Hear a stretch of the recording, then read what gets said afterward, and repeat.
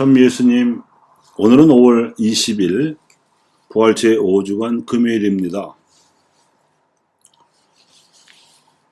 오늘 복음에서 예수님께서 말씀하시는 대로 서로 사랑하라는 복음의 기쁨이 가져다주는 힘은 사회적 매력입니다.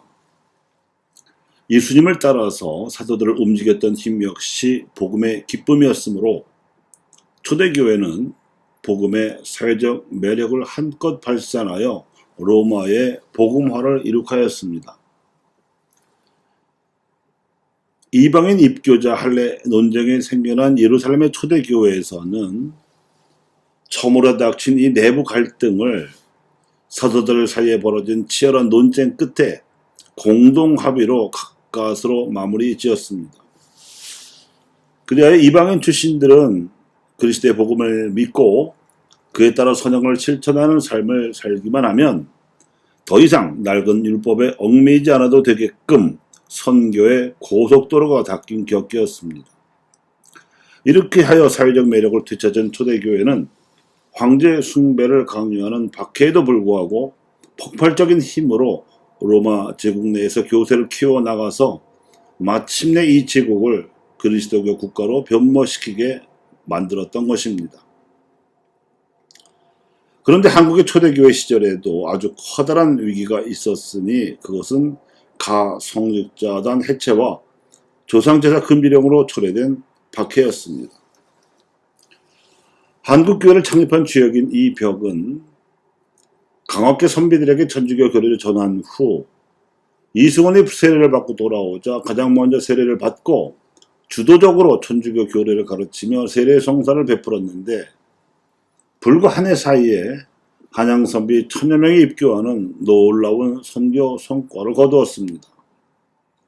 그런데 이 소문을 들은 문중에서 그에게 박해를 가하여 자택에 감금하고 일체의 음식과 물을 주지 않는 바람에 죽게 만들었습니다. 그러자 이 벽의 사후 대책을 논의한 강학회 출신 선비 신자들은 이승을 중심으로 10명으로 지도부를 결성하고 교리교육과 성사 거행 활동을 계속하였습니다. 이번에는 지방 출신들 가운데에서도 덕망이 높은 선비들을 골라 입교시켰고 입교 대상을 중인과 양인, 천민들과 부녀자들에게까지도 넓혔으며 한문을 모르던 백성이나 부녀자들에게는 이백의 부인이 한글로 번역해 놓은 천주시리, 성교요지, 주교요지, 천주공경가 등을 가르쳤습니다. 그 결과 새로운 입교자들이 계층상으로도 모든 신분에 걸치게 되었고 또 지역적으로 한양 이남 지방 곳곳에 퍼져서 불과 5년 사이에 4,000명으로 늘어났습니다. 그러던 중 유한검 등 일부 선비가 교리책을 읽다가 서품받지 않은 평신도가 성사를 거행해도 되는 것인가 하는 의문을 제기하자 북경 구벼 주교에게 인편으로 질의하였습니다. 그런데 이 답변이 날벼락이었습니다. 성직자를 보내줄 테니 교리교육과 성사 거행 조직은 즉시 해체하라고 지시하고 조상제사는 우상숭배로 판명 나서 교황청에서 금지하고 있다고 통보하였던 것입니다.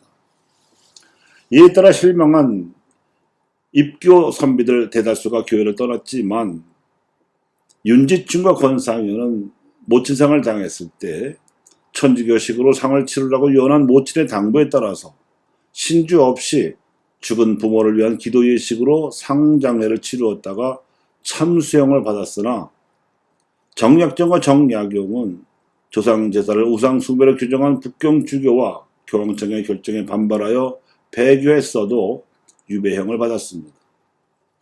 가성직자단 해체와 조상제사 금지령은 조선의 모든 계층의 눈을 찌른 것으로서 이 조치들 이전에 놀라웠던 선교 성과를 감안하면 조선사회의 복음화를 포기한 조치였습니다.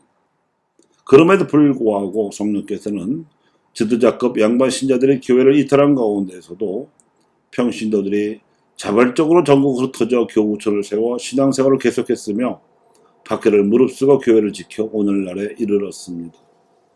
그 후 중국 의례 훈령으로 조상제사는 다시 허용되었고 진산사건의 주역인 윤지춘과 권상현은 순교 복자의 판결에 올랐습니다.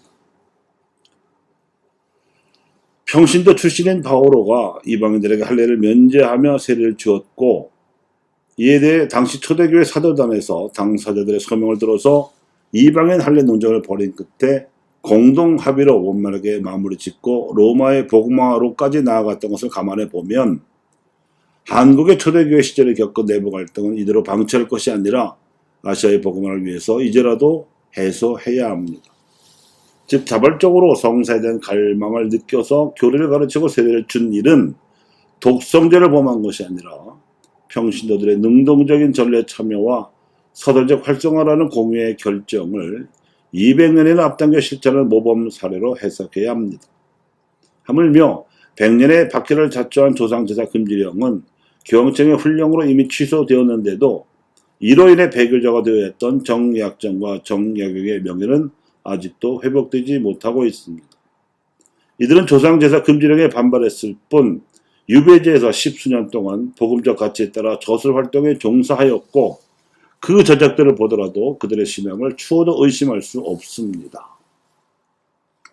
평신도 사도적을 활성화시키고 조상을 공경하여 드리는 제사 등 아시아적 윤리 가치를 존중하는 이 두 가지 현안 문제를 복음의 기쁨에 가져다주는 개방적 안목으로 잘 풀어서 사회적 매력을 우리 교회가 회복해야 아시아의 복음화를 향하여 힘차게 나아갈 수 있을 것입니다. 감사합니다.